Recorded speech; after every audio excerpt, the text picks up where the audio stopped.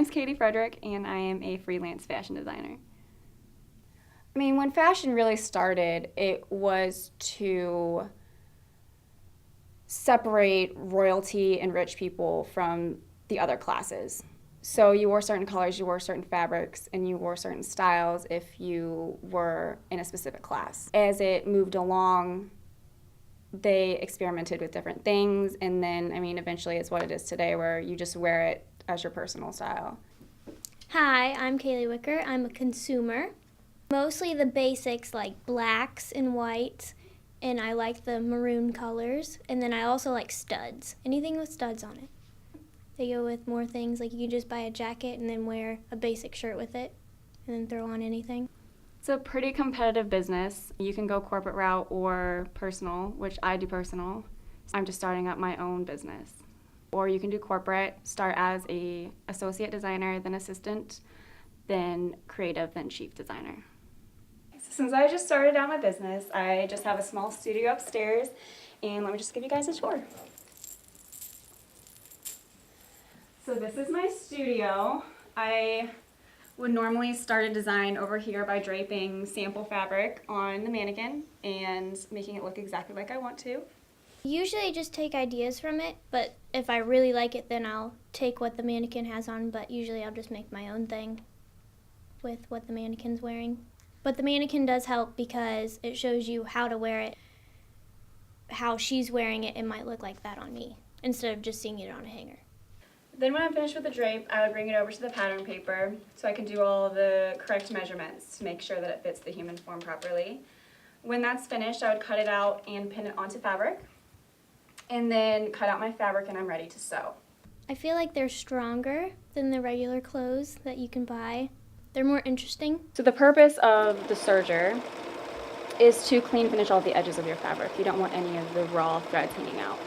So it takes 3 to 4 threads, depending on your fabric, to just cover up that edge and make it look clean finished.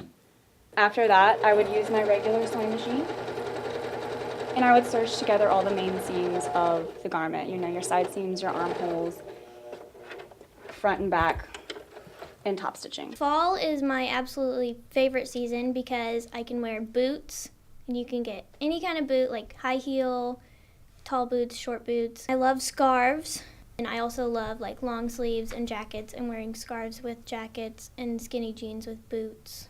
So we have to think in pretty much a year in advance before we make anything. Then you have to find your inspiration, make a whole inspiration board, and go from there.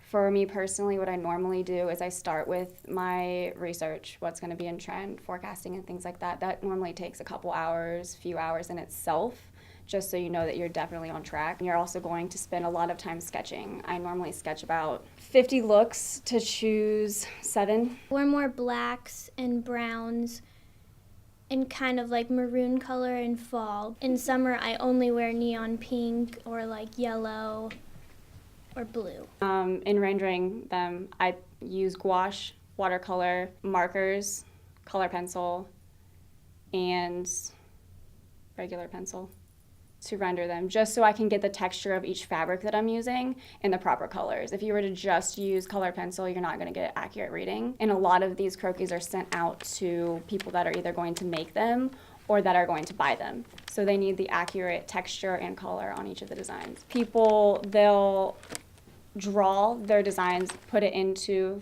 Illustrator, Photoshop, and then take the pictures of the fabrics and place them into the croquis itself. Then I go into my color stories and I render all of my croquis, which are my models. I render all of them. So I put all the color down, and that takes, I paint them, so I have to wait a little bit for it to dry. So that takes a couple hours. Then I get into the draping aspect of it, which doesn't take very long, maybe about an hour or 2. Get into the pattern making. Now that's where, you know, you transfer everything onto paper. So you have your measurements, your math.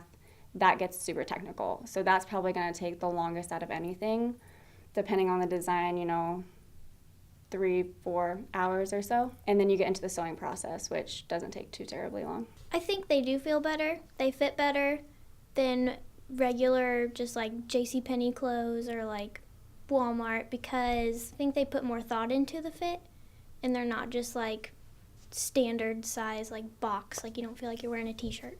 Since you only have one main designer per company, you kind of have to work your way up the ranks. You don't necessarily start as a designer, even if that's your degree. You can start in, color stories and things like that. You have to work your way to the designer level. My personal favorite part about the industry is looking at my original sketches compared to my finished product, just because so many things change throughout the process. I can change little details about the waistline or how deep the pockets are, and there is that difference at the end. So I like to see that, and I like to create something out of nothing.